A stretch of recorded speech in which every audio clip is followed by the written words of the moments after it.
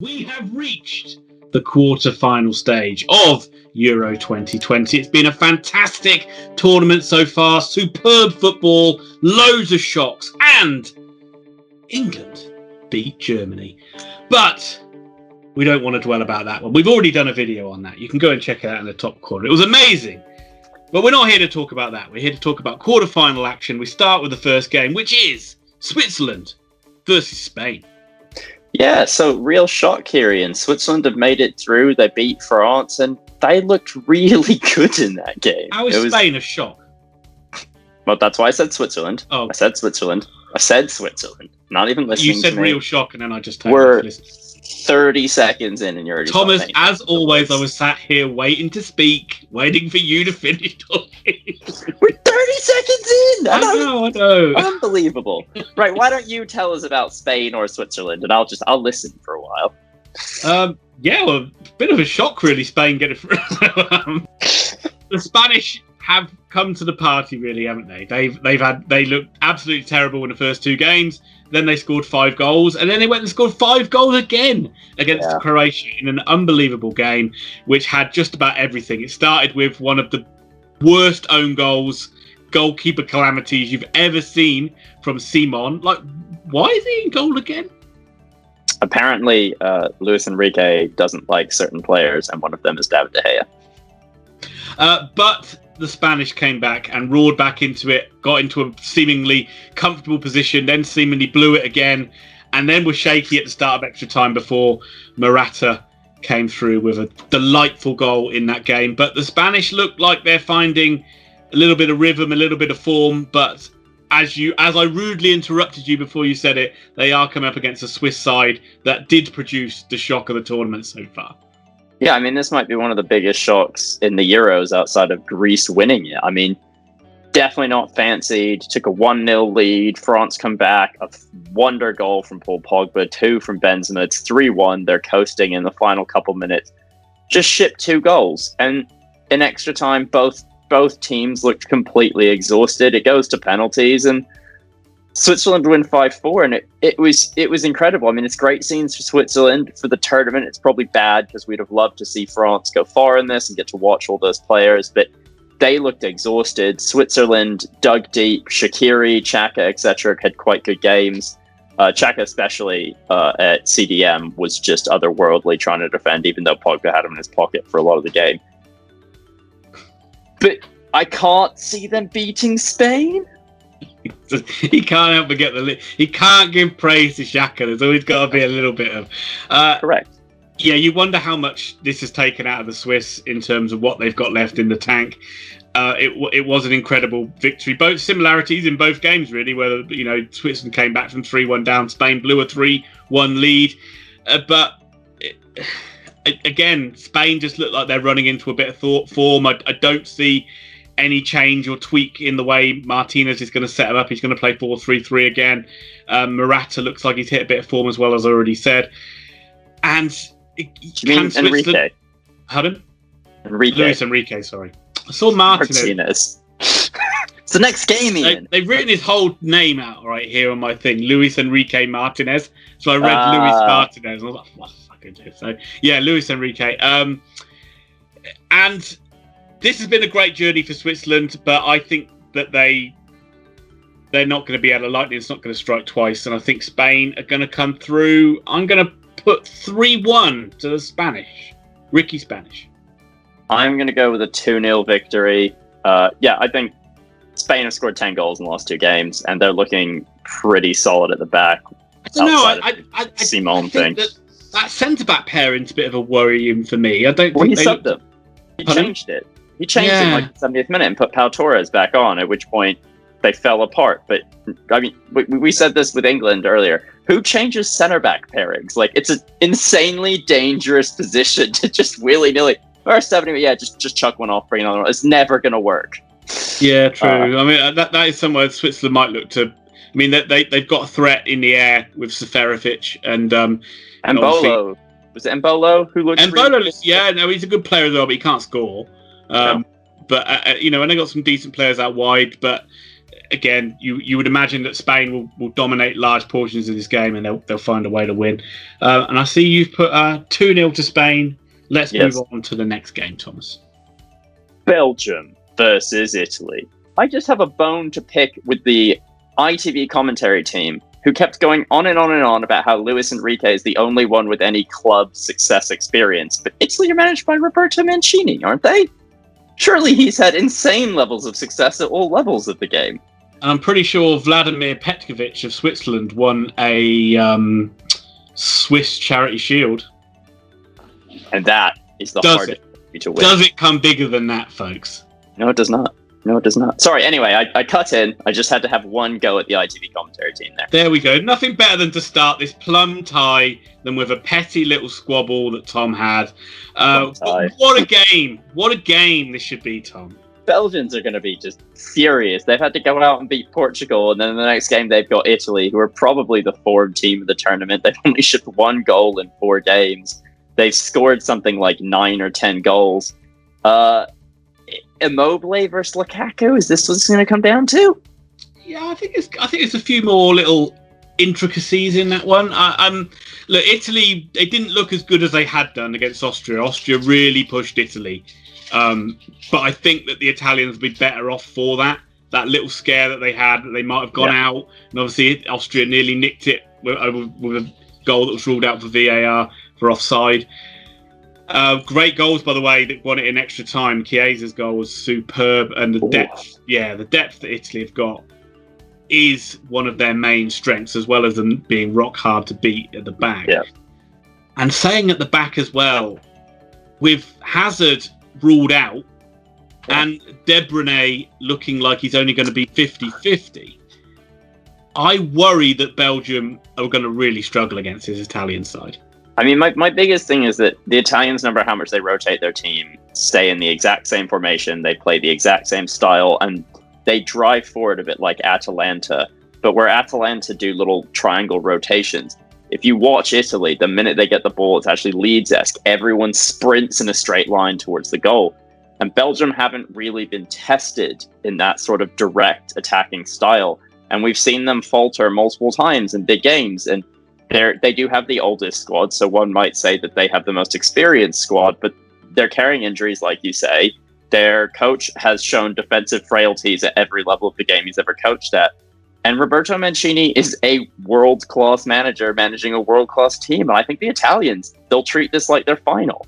Also, talking about managers that have won stuff at club level, Martinez. FA Cup?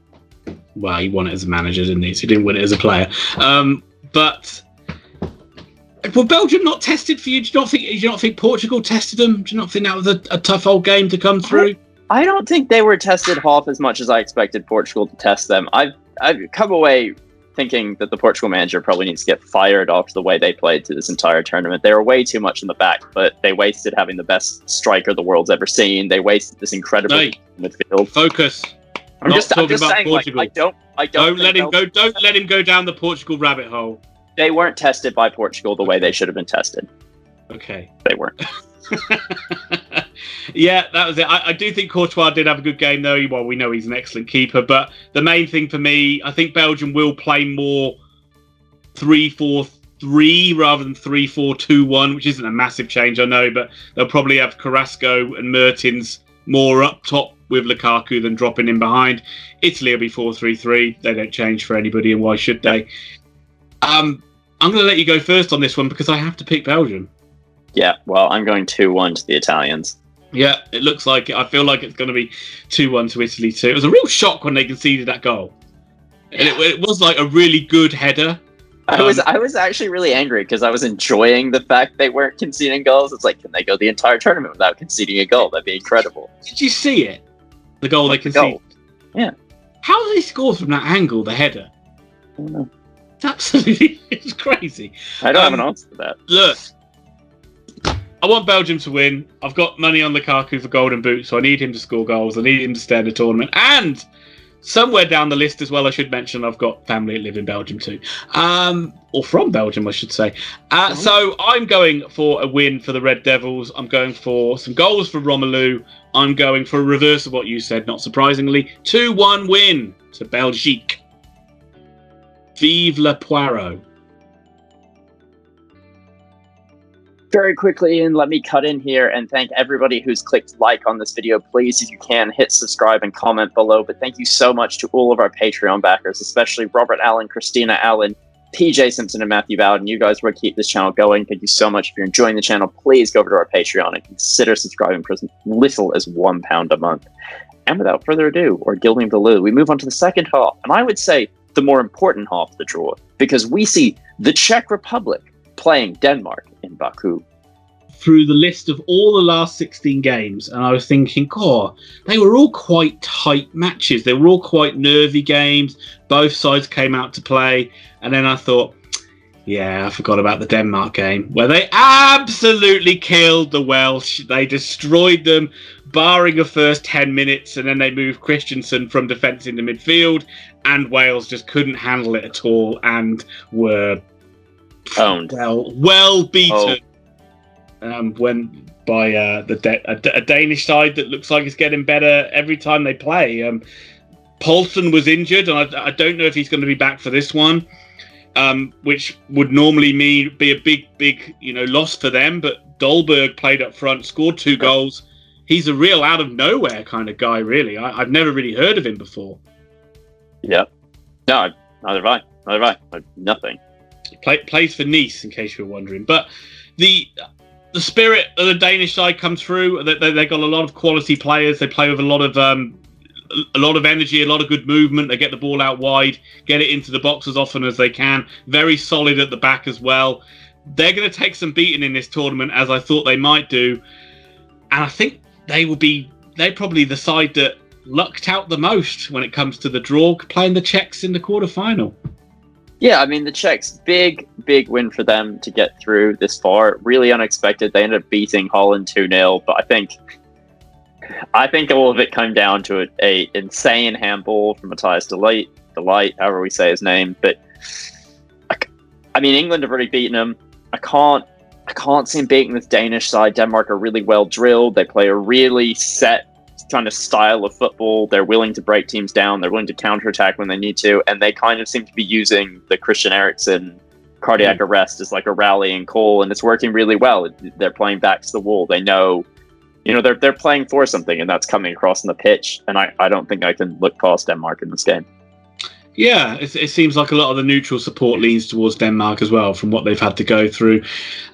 It's such a weird side, Czech Republic. I mean, they're a good side. They're not a bad side at all. I mean, they're very solid. They've just been very inconsistent. You never know which Czech Republic side is going to turn up. I mean, if it's the side that played against England, you don't have much hope for them. But if it's a side that took the game to Holland, even when it was 11 against 11, then they've got a chance. They've got a striker in form in Patrick Schick, who scored goals in this tournament. I mean, they did change the formation up a little bit, but you're absolutely right to say you still would have fancied the Dutch to win that game if it was 11 against 11 all the way through. But saying that, absolutely fair play to the Czech Republic for getting this far in the tournament. Yeah. But I do think this is where the journey's going to end. I think this Danish side is a really good, almost underrated side, really. And I think that Denmark will come through. I think it's going to be a 2-0 victory to the Danes. Claire Danes. Let's have a bit of fun with this 2-1 Denmark. Well, that is fun. That is fun. You couldn't accuse me of being nothing but, Ian. Nothing I but was thinking fun. It was going to be a dull game, but that one goal for Czech Republic has meant. Hey, over 2.5, baby. Over 2.5. But why are we wasting our time talking about these other games that really don't mean a lot to anybody in the world when you can compare it to this tasty event that's going to happen on Saturday night in Rome? That's right. Even though I've already said event, I'm going to say it again. It's the main event. England versus Ukraine. Wait, hang on a second. You what? I know. No. I know, Ian. I know. This isn't a group stage game. No, it's not. I know. This is the quarter-final. I know. And we beat Germany the round before. That is accurate. Yes. And then we get like a team that's maybe 3 times worse than them.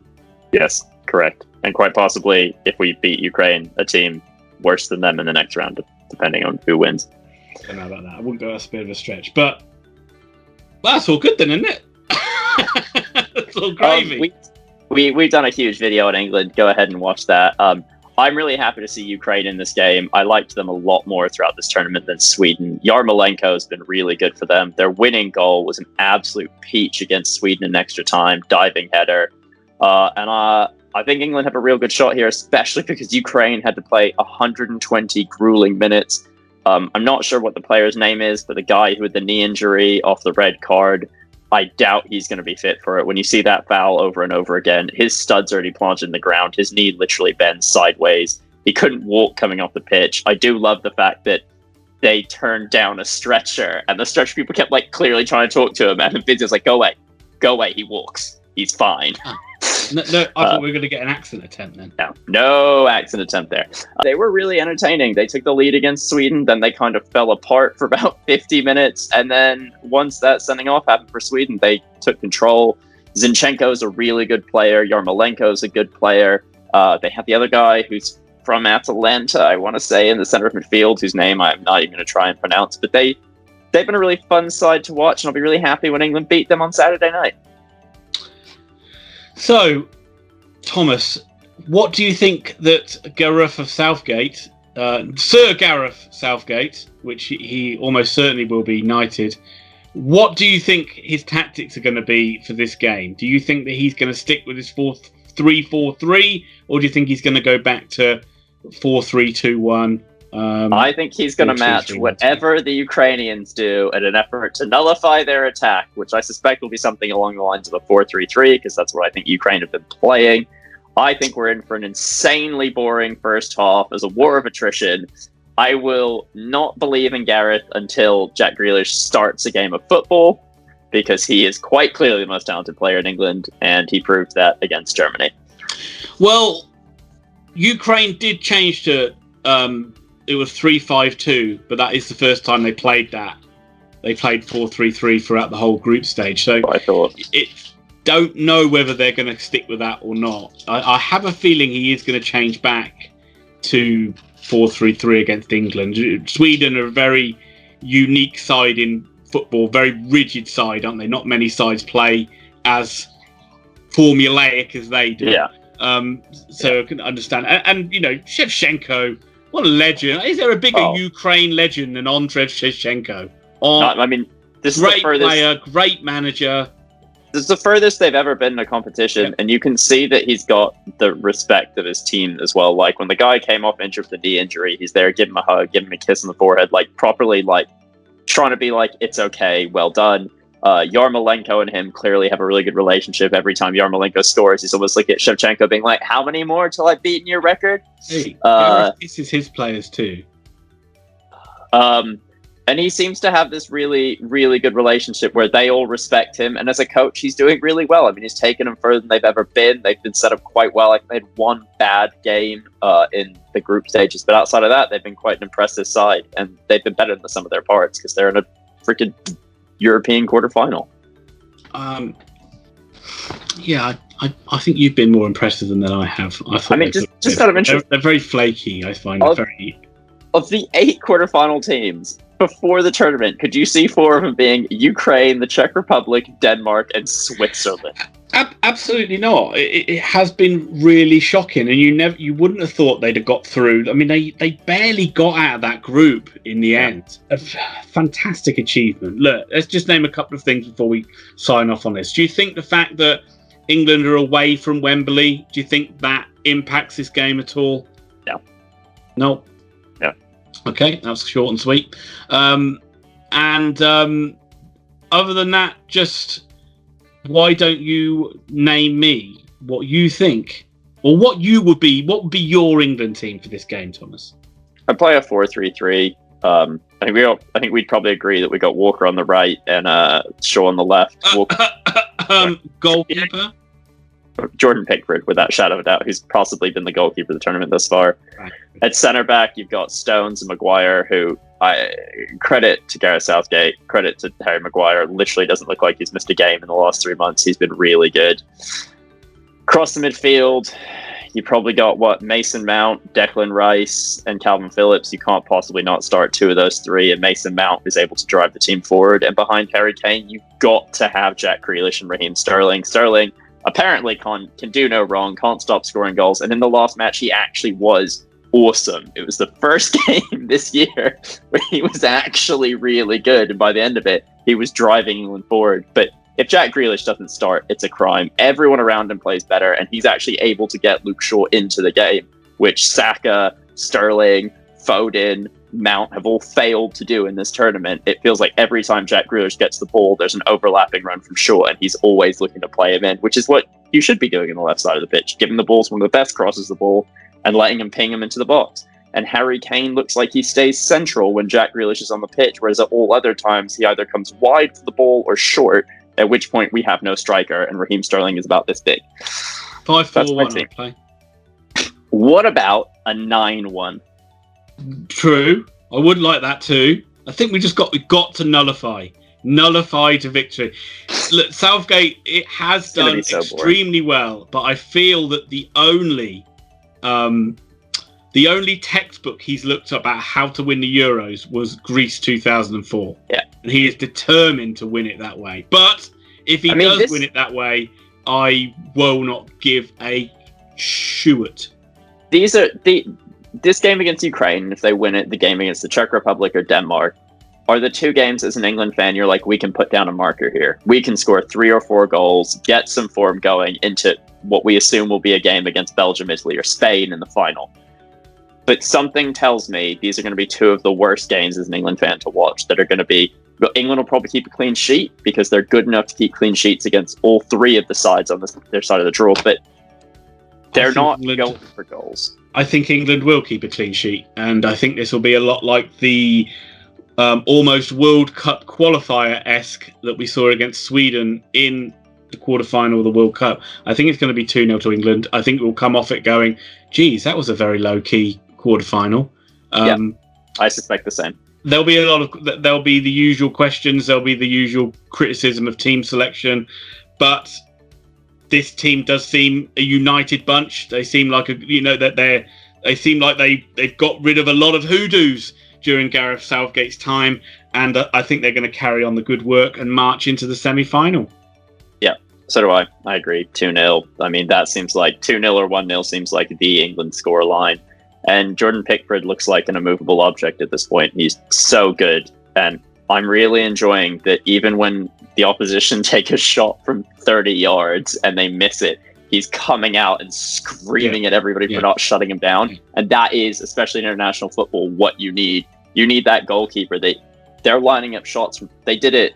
Germany had a couple shots that didn't even come close from outside the area, and Jordan Pickford was sprinting out of his area once they went wide, screaming at players to close him down faster. I pretty much said he pretty much sounded like he was shouting, "You've woke me up! You woke me up! You bastards!" I was in the middle of a nap. Look, and let's not forget a little soft spot for Ukraine, because any side that plays in yellow and blue is okay in my book. But we've reached the end of these ramblings. We hope you did enjoy it. And if you did enjoy it, please hit that like button. That helps us out so much. And if you like the content and you haven't subscribed, hit that subscribe button and hit the notify bell so you don't miss out on any future videos. Please give your comments down below. We had tons of comments on our last 16 predictions video. Thank you to all those comments. We really enjoyed going through them all. Or Tom enjoyed going through them all. Yeah, let's hope that all our predictions are correct. Let's hope England go through, and we will see you very soon for semi-final time.